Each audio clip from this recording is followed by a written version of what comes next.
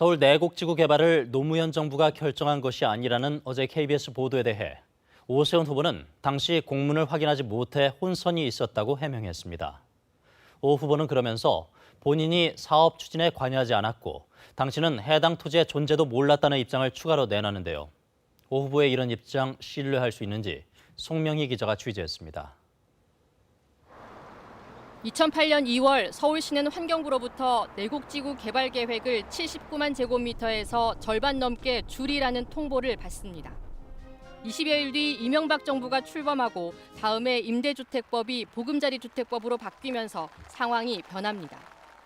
법 개정으로 크게 두 가지가 달라집니다. 개발의 사업성이 높아집니다. 보금자리 특별법은 사업 기간을 단축시키고 분양 물량을 포함시키면서 사업자의 사업성을 보완한 그런 법률이었습니다. 또 서울시가 환경부의 의견을 반영하지 않아도 되는 길이 열립니다. 서울시가 기존의 임대주택 건설 제한을 스스로 철회한 것은 법 개정 2달 뒤 보금자리 주택 개발 계획으로 다시 제한하기 위해서였습니다. 지역 주민들이 좀 반대를 했었던 면이 컸습니다. 계획의 추진과 철회, 다시 제한하는 과정이 국장 전결이었다는 것이 오세훈 후보의 입장입니다. 땅은 같은 땅, 지구인데 이름이 달라지는 거죠. 그 과정에서 서울시가 형식적으로 절차를 밟아야 될 거 아닙니까?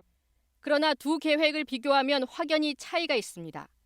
절반 이하로 줄어들 위기였던 개발 면적은 애초 제한보다도 3만 제곱미터 가까이 늘었습니다. 임대주택 비율은 66%에서 44%로 줄어듭니다. 환경부는 여전히 반대했지만 반영되지 않았고 제한 석 달여 후 국토부는 개발을 확정합니다. 오 후보는 해당 땅의 존재와 위치도 몰랐다는 입장인데 오 후보가 국회의원과 서울시장 시절 신고한 재산 공개에는 해당 토지가 올라가 있습니다. KBS 뉴스 송명희입니다. 오세훈 후보 아내와 처가는 당시 SH로부터 36억 5천만 원을 보상받았습니다. 이를 놓고 민주당은 오 후보 측이 큰 이득을 보았다.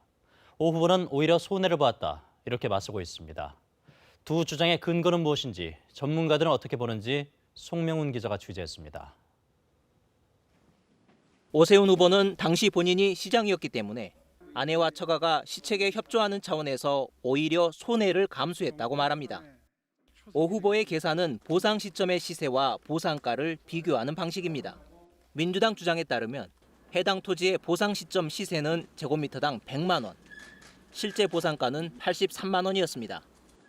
이렇게 보면 오 후보 아내와 처가는 손해본 것이 맞습니다. 그러나 계산을 달리 해야 한다는 의견이 있습니다. 이미 개발 정보가 다 뜨고 나서 가치가 오를 오른 상황에서의 그 값을 가지고 손해봤다는 얘기를 하는 것은 사실은 이 사업의 취지로 봤을 때는 바람직하지는 않거든요. KBS는 해당 토지의 역대 공시지가를 확인했습니다. 서울시는 1990년도 이후에 공시지가를 공개하고 있습니다. 2000년대 중반까지 제곱미터당 10만 원대이던 지가는 개발 얘기가 나오기 시작한 2007년 이후 급등합니다. 보상 시점인 2010년엔 제곱미터당 45만 원까지 올라갑니다. 개발 계획이 공개되기 전인 2005년과 보상 시점의 공시가를 기준으로 하면 오 후보 아내와 처가는 3.4배의 이익을 받습니다.